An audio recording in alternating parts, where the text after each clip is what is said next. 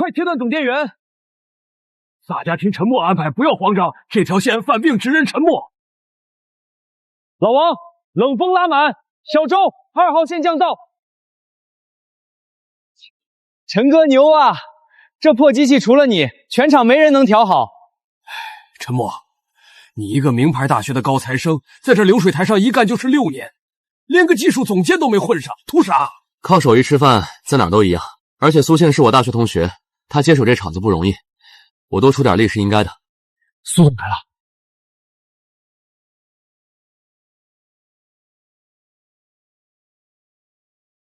苏总，我要实名举报，陈默上月17号的加班打卡有问题，只打了上班签到，没打下班签退，他这是骗取加班费。苏倩，17号那天流水线赶工，我调试到凌晨1点多，头晕的厉害。在厂里要叫我苏总。陈默，我真的很需要你，只要你肯来帮我，看在老同学的份上，我绝不会亏待你。行，我帮你撑。公司可以体谅辛苦，但不能纵容漏洞。考勤纪律是铁律，谁都不能例外。你说你17号加班到凌晨，有什么证据？这6年我在流水线上早出晚归，就连周末流水线出故障，一个电话我也立刻赶到。可现在，他竟然向我要加班的证据。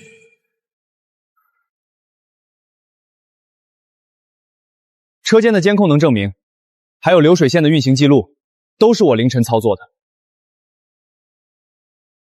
苏总，我不是针对谁，制度就是制度，不能因为他是老员工，还是您的同学，就搞特殊吧。谁知道他是不是没加班，故意伪造运行记录？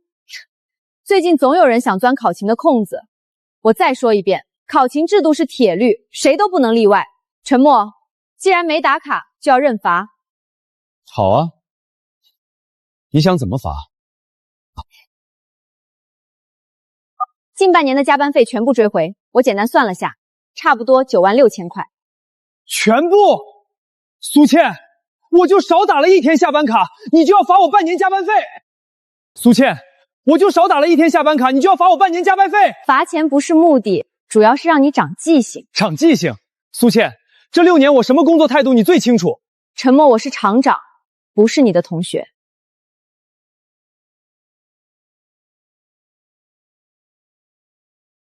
一次违规也是违规，记录不完整就说明所有加班都存疑，觉得不合理，你可以走法律途径。好一个走法律途径。陈哥，麻烦签字。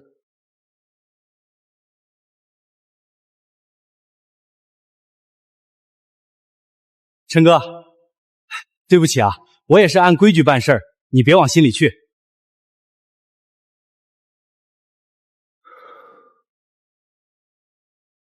苏倩说考勤是铁律，那好，从明天起我就好好守这个规矩，6点下班，1秒不多待，流水线的事儿不再多管一句。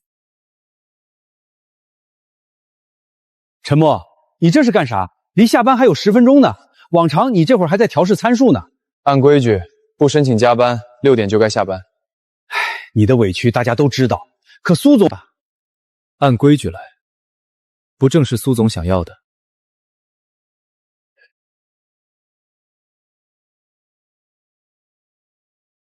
不就是扣了点加班费吗？至于这么撂挑子吗？格局小了属于是。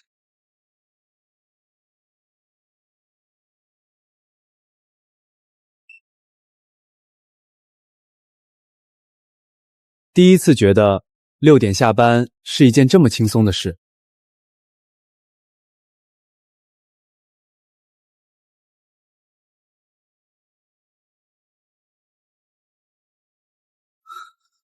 这破机器怎么就调不好呢？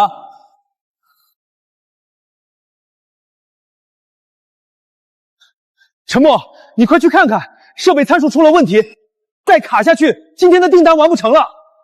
行，我跟你去看看。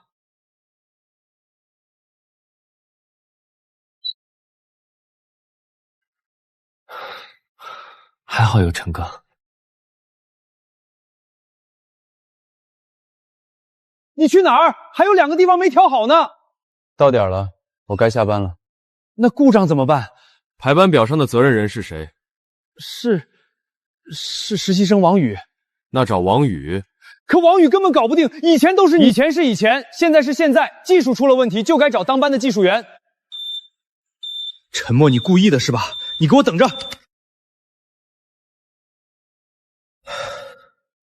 肯定是流水线又出故障了，但现在和我这个下班的工人又有什么关系？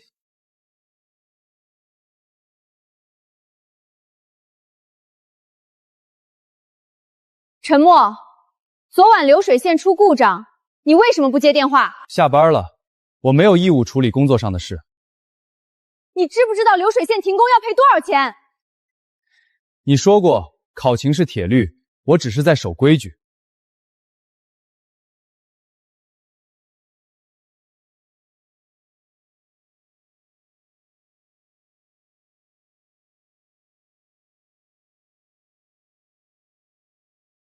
陈默，上周流水线出故障，损失了10几万。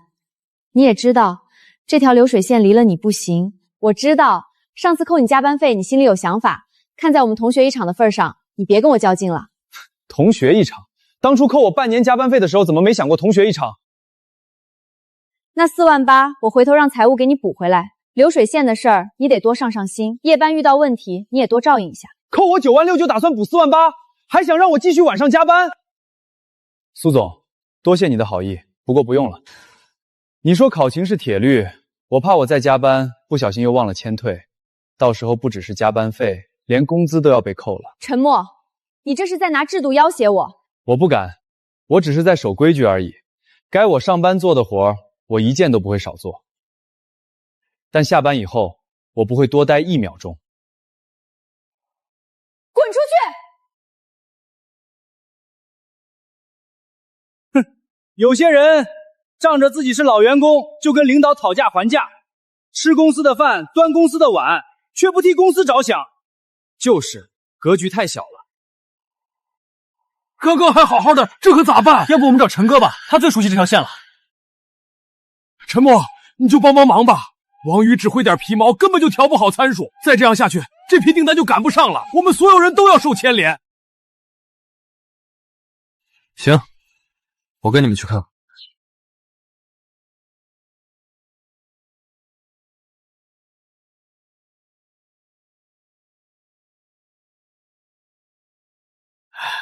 还得是你厉害啊，陈默，这么快就把问题搞定了。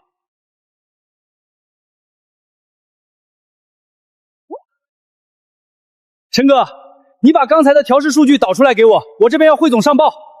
明天上班时间发给你。就几分钟的事儿，你不能加班弄一下吗？不能。签退成功。既然要讲规矩，那我就陪你们好好讲讲。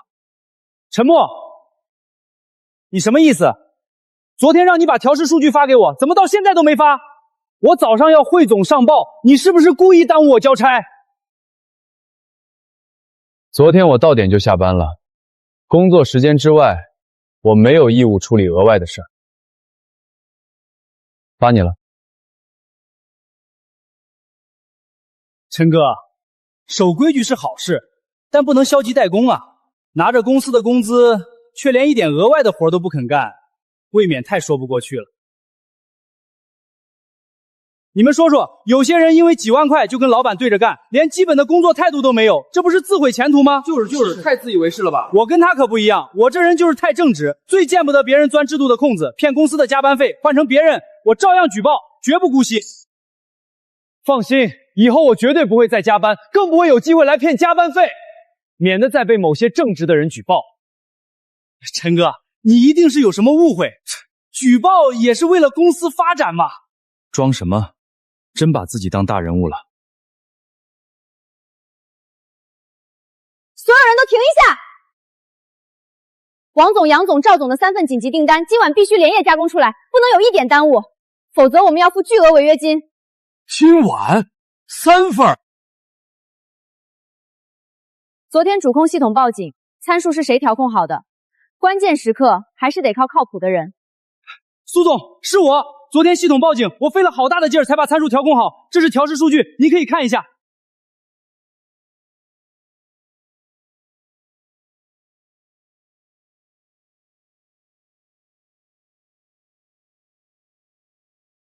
用王宇证明车间离了我一样能转，可笑。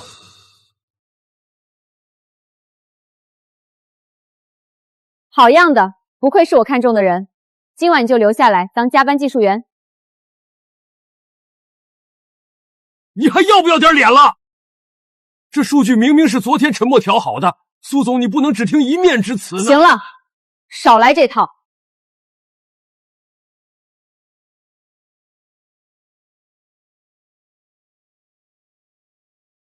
我不管你们的那些小心思，我只关注结果。只要能按时完成订单，我给你发双倍奖金。谢谢苏总。流水线高负荷运转，王宇根本不懂核心调试技巧，用不了多久，设备参数绝对会出问题。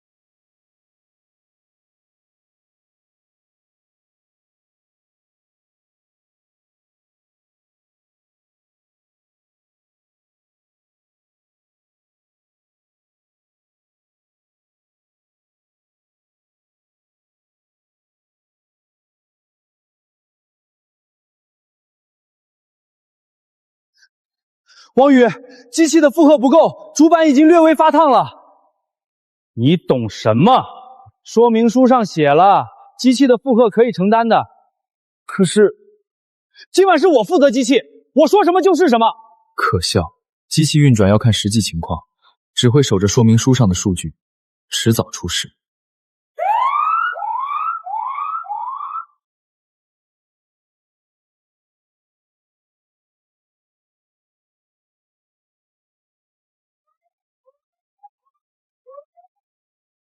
快，赶紧去调控参数。无论如何，今晚必须完成订单，不然违约金你承担不起。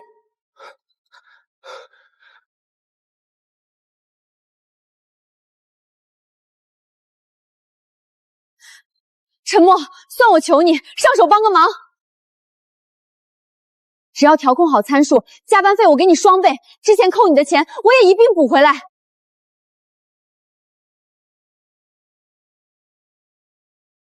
对不起，苏总，我下班了。我得守规矩，不能再加班，免得又被人举报骗加班费。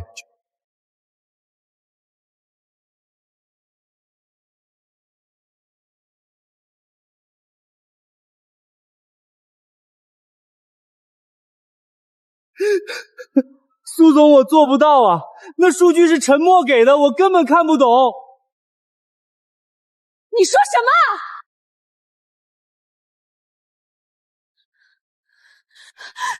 陈默，你不能走。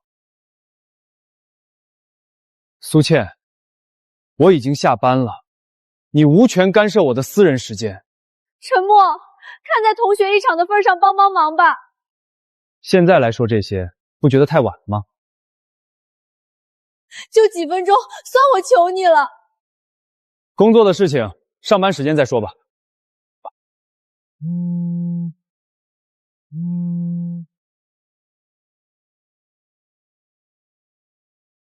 我知道，我的坚守或许能带动更多人清醒过来。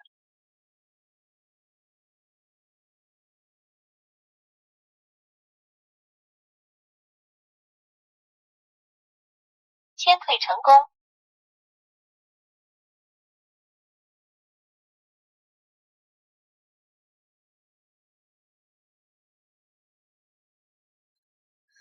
你们都站住！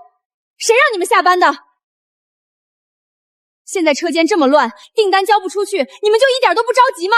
苏总，您说考勤是铁律，不申请加班，6点就该下班，我们只是在守规矩而已。守规矩，现在公司有难，你们就想着自己，一点集体荣誉感都没有。从明天起，所有技术岗每天硬性加班2小时，到晚上8点，不服的可以辞职。这个车间离了谁都能转。苏总，根据国家法律法规，用人单位不得强迫劳动者加班。您这样强制我们加班，又不提前说加班费的事儿，我们有权拒绝。是啊，苏总，我下班还要去接孩子，实在不能加班。而且这么多年，我们无偿加班的次数还少吗？也没见您给过我们1分加班费。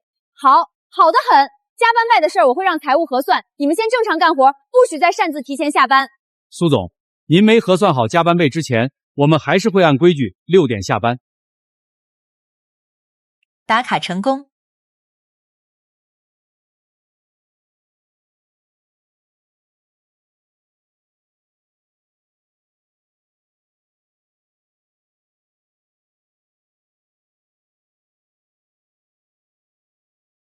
你说多少？补发全场员工的加班费，还要支付新增加班的费用，竟然要上百万！是啊，苏总，这几年咱们车间加班次数太多，很多都是无偿加班，加上陈默那笔96000块的扣扣，折算下来确实要这么多。先别声张，我再想想办法。上百万的加班费，苏倩的好日子快要到头了。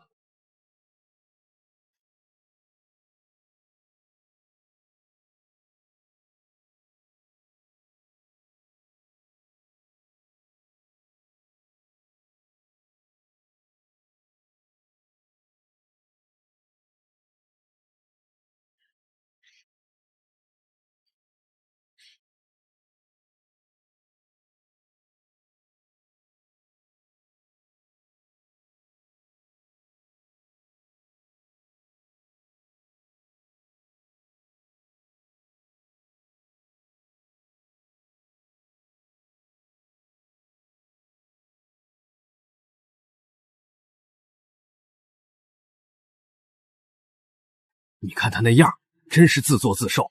要不是他举报你，也不会闹到现在这个地步。这些年，他暗地里打小报告、抢功劳的事儿还少吗？大家早就看不惯他了，只是以前没人敢说而已。陈哥，我知道错了，你跟大家说说，别再孤立我了，行不行？我当初举报你，真的没想到苏总会追回你全部的加班费，我以为最多就扣那1天的。哦。陈哥，你等等！我知道我以前做的不对，抢你的功劳，打你的小报告，可我也是没办法呀。我就是想在苏总面前表现自己，想留下来而已。现在大家都不理我，工作没人搭把手，我真的快撑不下去了。你那张 Excel 表格记了我多久的打卡数据？我就是顺手记了几天，没有故意针对你。顺手记了几天？你顺手记了我的打卡数据，却没顺手记记你自己的。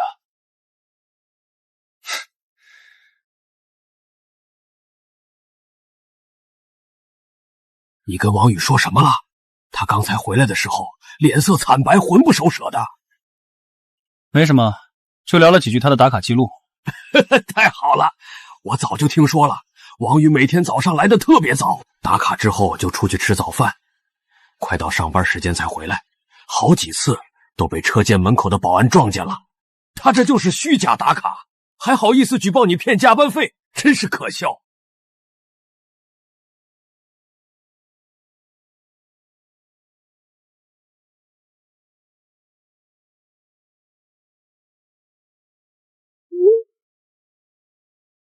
陈哥，明天见。明天见。你怎么还跟他说话？这种人就应该让他自食恶果。别急，有些事还没到结束的时候。他欠我的，欠大家的，总会有还清的一天。李处，您怎么亲自过来了？怎么也不提前通知我一声？我们接到了大量举报，说你们车间长期克扣员工加班费，还存在强制加班、虚假打卡等问题。这次是突击检查，提前通知了，就查不到真实情况了。李处，您误会了，我们车间一直都是按规矩办事的，加班费都是按时发放的，不存在克扣的情况，也没有强制加班。有没有误会，查一查就知道了。我们要查你们的考勤记录、财务账目，还要单独约谈员工，希望你能配合。配合，一定配合。糟了，这次是躲不过去了。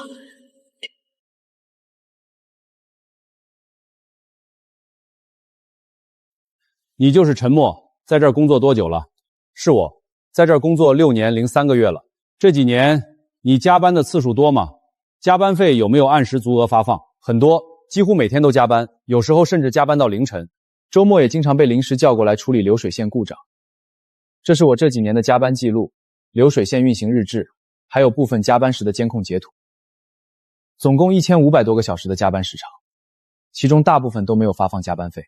还有一次，我因为加班忘了签退，被追回了半年的加班费，共计96000块。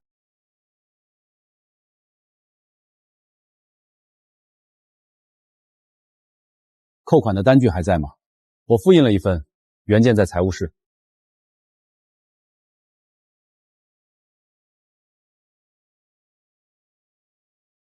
还有什么要补充的吗？还有一件事，我们车间的实习生王宇存在虚假打卡的情况。技术部的小李在考勤系统后台发现了他几十条异常打卡记录，签到后长时间离开厂区。我这里有小李提供的截图。好，这件事我们会核实。陈默，你的工作日志记得很详细，看得出来你是个很负责的人。放心，我们一定会还你和其他工友一个公道。陈默，他们问你什么了？你没说什么不该说的吧？没什么，就说了一些工作和加班的情况，都是实话。他到底说了什么？不会把所有底细都兜出来了？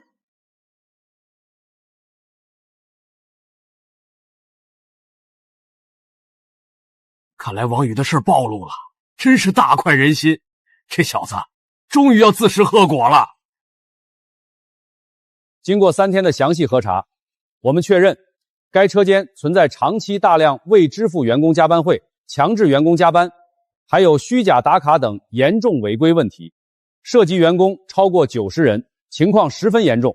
苏厂长，请你解释一下，为什么你们车间的考勤记录和财务支出存在如此大的纰漏？为什么长期克扣员工加班费？我不是故意的，这几年车间效益不好，资金紧张，所以才没能按时发放加班费。我没想到会造成这么严重的后果。效益不好就可以克扣员工的血汗钱，就可以违反劳动法。你们要求员工严格遵守考勤制度，可你们自己却连最基本的加班费都不肯支付，这就是你们所谓的规矩？还有，我们在核查考勤数据时，发现实习生王宇存在多次虚假打卡行为，签到后长时间离开厂区，共计30余次，而他正是举报陈默骗加分的人。苏厂长，王宇的虚假打卡行为你知道吗？我不知道，考勤这块一直是行政部门在管，我没有留意。行政部门归你管，出了这么大的问题，你却说不知道。苏厂长，你作为车间的负责人，严重失职，纵容违规操作，必须承担相应的责任。陈默，求你了，我知道错了，我以后再也不克扣加班费了，我把扣你的96000块还给你。看在老同学份上，你们能不能不追究了？苏总，当初你扣我加班费的时候，怎么没想过今天？当初你不顾我们4年的同学情分，不顾我6年的辛苦付出，一句话就追回我全部的加班费，现在才知道后悔，太晚了。我那时候也是一时糊涂，我以为你会理解我，会继续帮我，我没想到你会这么较真。我不是较真，我只是在守规矩而已。你说考勤是铁律，谁都不能例外。我遵守了规矩，可你呢？你却一直在破坏规矩，克扣我们的血汗钱。你现在的下场，都是你自己造成的。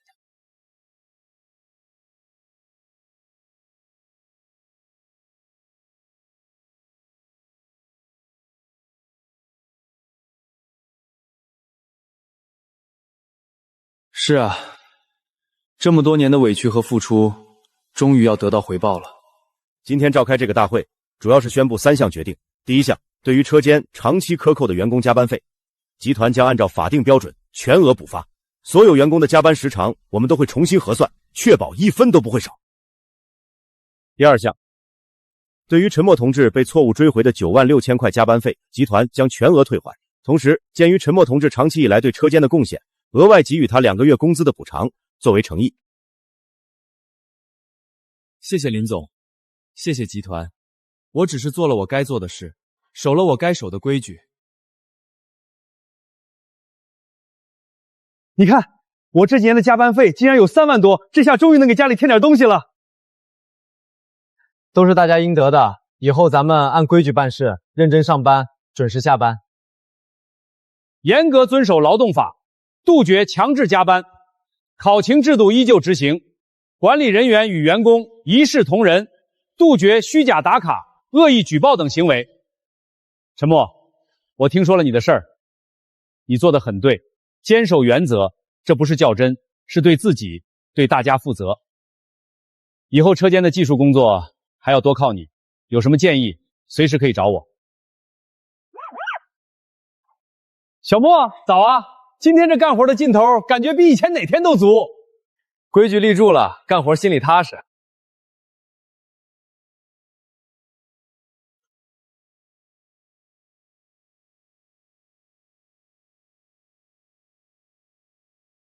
为了优化生产流程，提高技术核心竞争力，我决定成立技术部，并任命陈默同志担任技术部副主管，即日生效。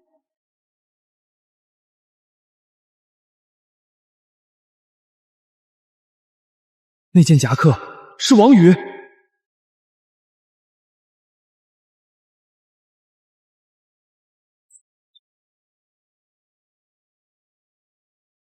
陈默，怎么了？看你脸色不对。赵厂长，今天中午在工厂门口，我看到了王宇。这几天保安队报告，有个形迹可疑的人在厂区外围转悠。我们调了监控，那人虽然戴着帽子、口罩，但身形轮廓很像王宇。这件事我会严肃处理，加强全场安保巡逻，你自己也一定要多加小心。我明白，谢谢厂长。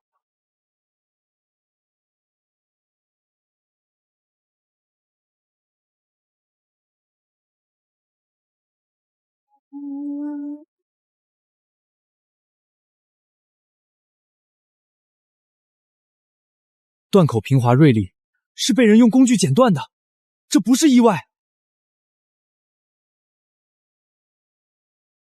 王哥，帮我个忙，查一下今天下午4点到6点之间车棚附近的监控。小莫，那孙子挑了个监控死角，帽子口罩捂的斜视，只能看到模糊的黑影，身形像王宇，但没法指认。知道了，王哥，辛苦你了。这事儿你先别跟别人说。既然你来这套的，那我就奉陪到底。王哥，昨晚我差点没命，我的刹车线被人剪了，太歹毒了吧！你报警了没？车棚的监控虽然模糊，但对面马路商店的监控可是高清的，我倒要看看是哪个王八蛋干的。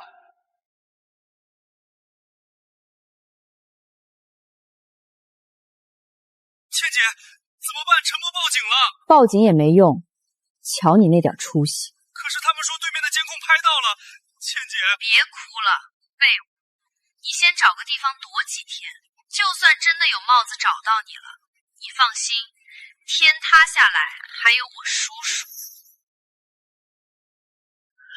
叔叔，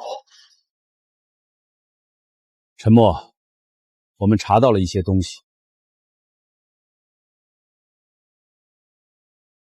刘振明，原工厂有用公司华天集团副总裁。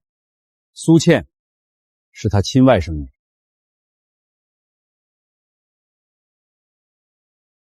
陈默，是我林振山，法务的报告我看完了。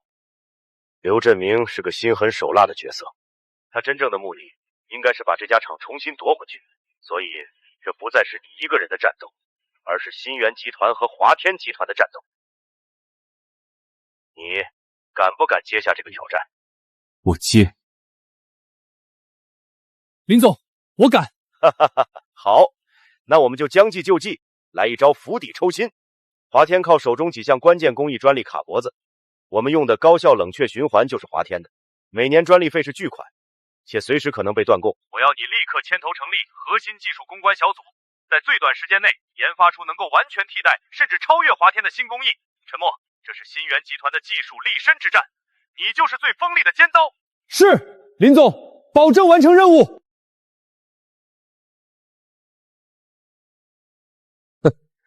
有点意思。他们还想搞研发，简直是疯了！搞研发，就凭他们简直是天方夜谭。不过，既然他自己想找死，我们就成全他。你之前在厂里还有些关系，给我盯紧点。陈默，华天集团的恶意收购下，集团资金链紧张，我们能动用的研发资金非常有限。我们现在只能用厂里现有的老设备先顶着，苦了你们了。这个设想，这个方案10几年就有人试过了，理论上可行，但我们的设备精度根本达不到，白费功夫。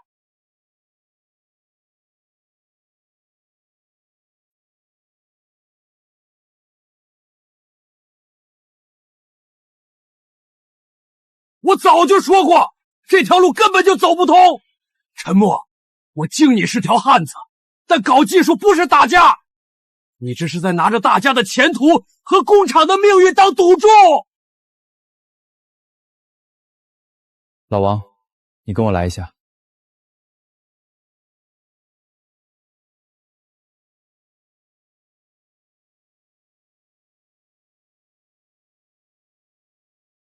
老王，在筹备这个项目之前，我花了1个星期，把档案室里封存了快10年的旧技术资料都翻了一遍。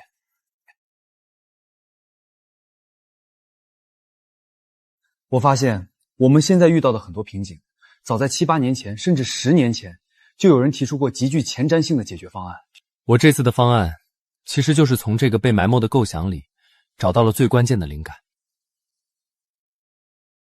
这些东西，连我自己都快忘了。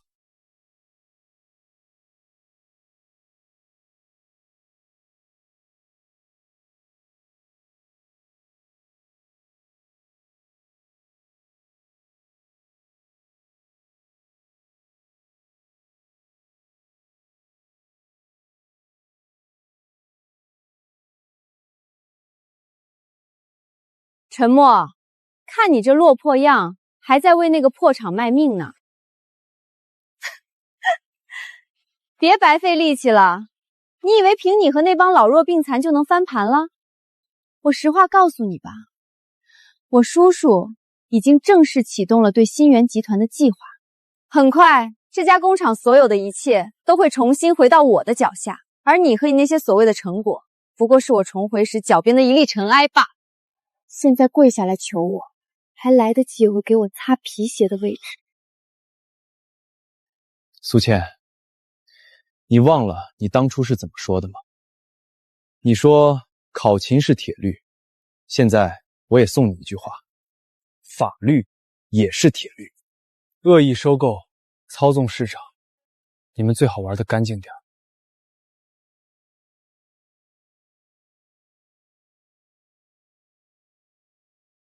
林总，刚才华天的苏倩说，华天集团已经正式启动了对新源集团的恶意收购计划。你听到的是真的，陈默，现在唯一的破局点就在你身上。我？对，就是你。只要你的欺负公关能成功，新源集团的股市和信息就会飙升，这是唯一的生机。陈默，我需要你在1个月内拿出样品。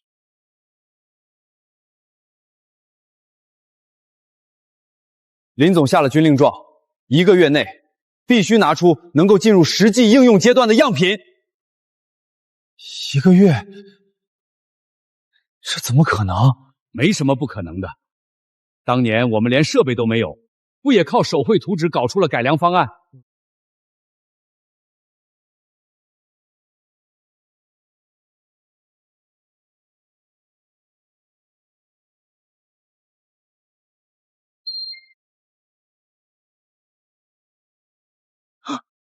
王宇，你个狗娘养的！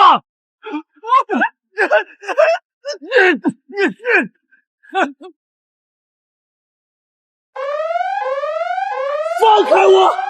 我什么都没干！把他给我拉起来，报警！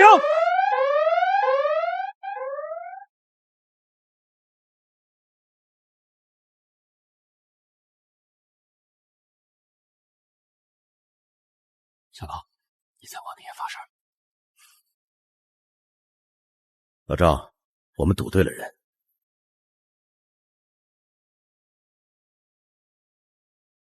开始吧。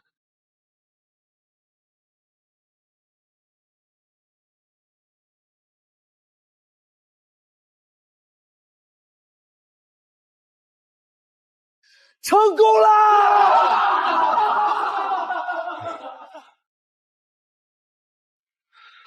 好，陈默，你和你的团队是我们新源集团最大的功臣。48小时后，我们要召开紧急新闻发布会，让他们看看什么是真正的核心竞争力。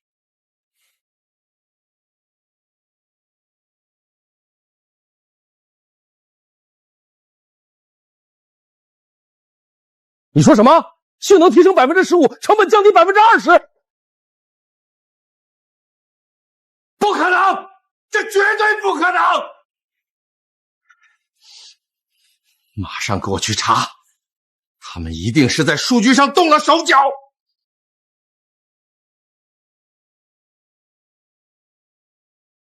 各位媒体朋友，这就是我们团队的最新成果。与目前市场上由华天集团掌握的主流技术相比，我们的星空翼在核心性能上稳定提升 15.3%。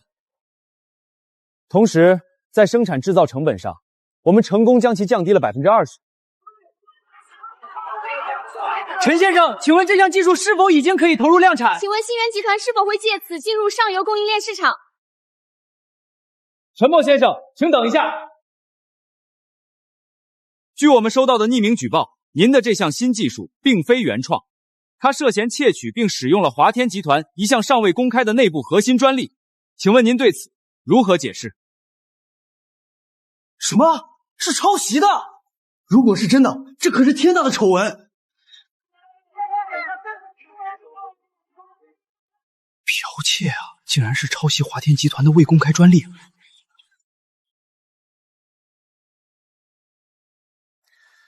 这位记者朋友，你的问题很好，问到了关键点上。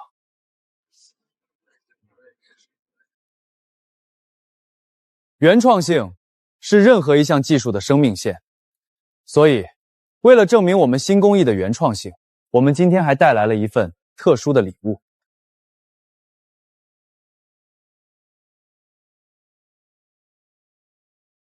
这是什么东西？跟新技术有关系吗？看起来像是一份老档案。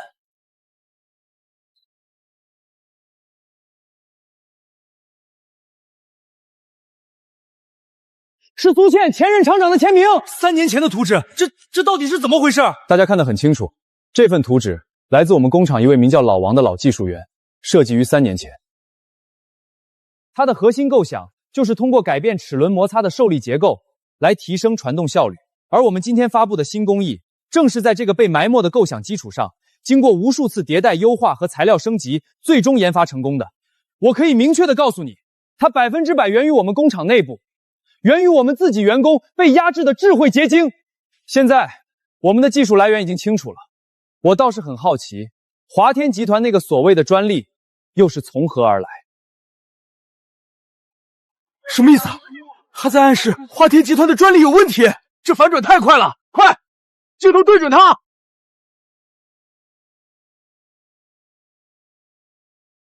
各位可以看得很清楚，我们的技术研发有源头、有过程、有迭代，有超过2000小时的详细记录。而华天集团的专利就像是凭空出现的一样。我想请问，一项革命性的技术，难道不需要任何研发过程，可以直接从天上掉下来吗？这根本就是贼喊捉贼！华天集团必须给个解释，他们的专利到底是怎么来的？蠢货！那份旧档案，你不是说早就销毁了吗？我不知道，刘总，叔叔，事情还有转机吗？转机就是要靠自己去创造的。苏倩，苏倩，你还想不想翻身？想，我做梦都想。现在，我给你最后一个机会。你对工厂的熟悉，我要你毁了他们的总供电系统。破坏供电系统，这是只要他们的生产线因为断电发生重大事故，我们就赢了。否则，你别忘了王宇是怎么进去的。好，我干。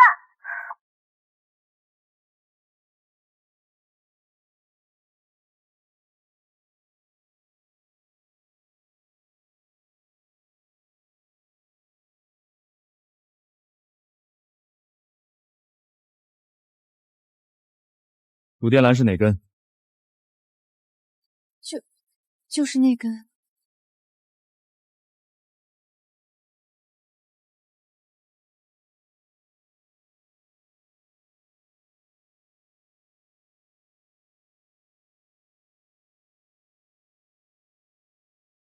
苏倩，好久不见。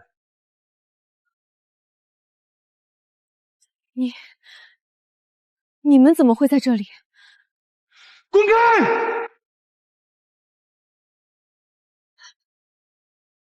你以为在王宇深夜潜入实验室之后，我还会对工厂的安保掉以轻心？我猜到你们会利用你这张熟悉工厂内部的棋子，所以我让安保部特别设置了一个程序。不可能！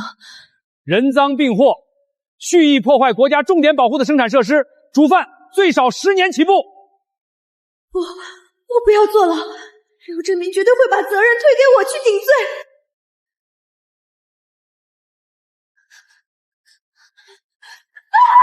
不是我，沉默都是刘振明逼我的，是他威胁我，说他要是倒了，我也不会有好下场。我有证据，他指使我的通话录音全在这里。我错了，沉默，我真的错了。求你再给我一次机会，看在老同学的份上。老同学的份上，你用考勤扣我9万6的时候，怎么没念老同学的份上？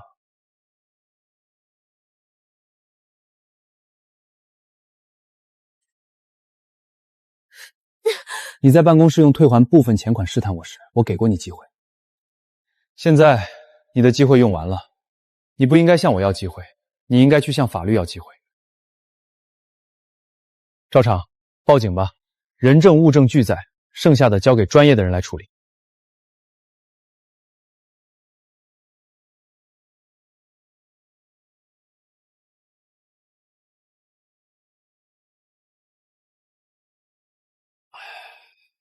等彻底吞并了新源，我看你沉默还怎么不知天高地厚。董事长，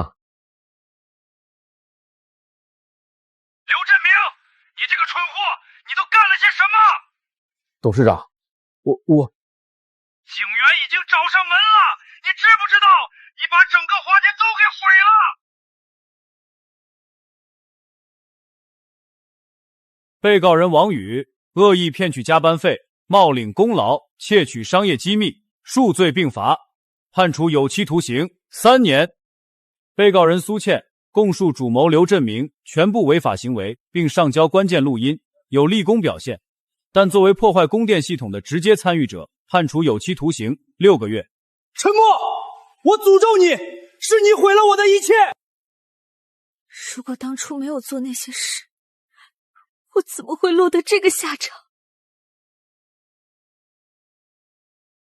闭庭。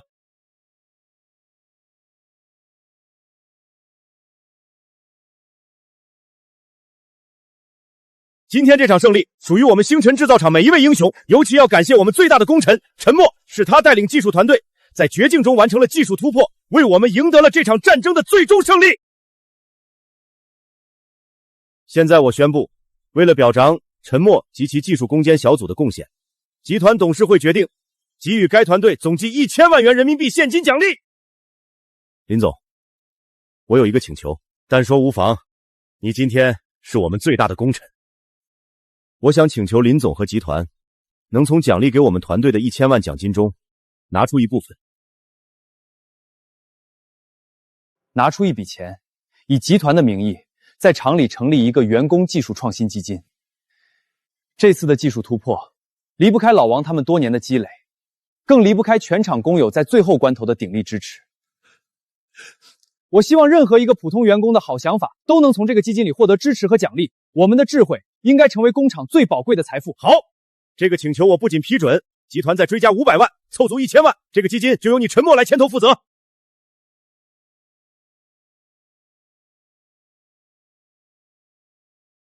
陈总监，您的信是从城郊寄来的。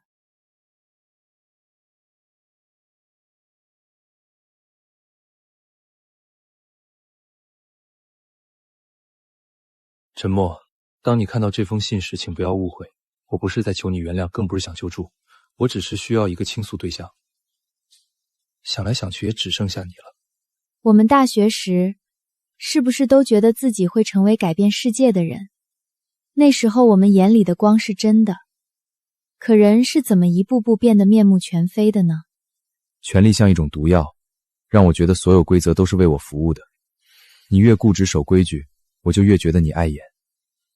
直到最后我才惊醒，我手里握着的不是权柄，而是把自己推向深渊的屠刀。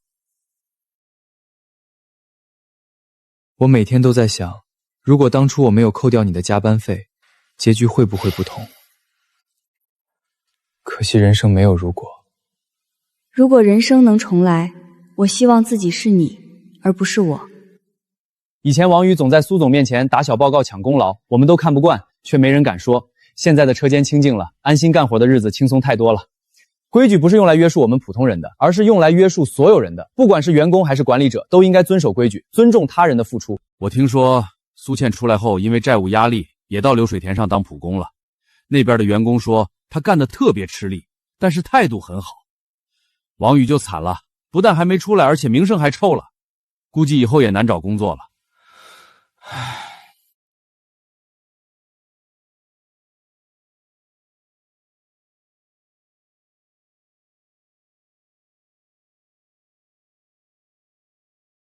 这一切的改变都源于我们对规矩的坚守，对权益的守护。我知道这场关于考勤铁律的较量，从来都不是我一个人的战争，而是所有劳动者对公平正义的追求。坚守规矩不是较劲，而是对自己、对他人最基本的尊重。维护权益不是自私，而是每个劳动者应有的权利。往后的日子，我依旧会准时打卡上下班，认真做好自己的本职工作，坚守自己的底线。我也相信，只要我们每个人都敢于坚守原则，敢于维护自己的权益，就一定能被世界温柔以待。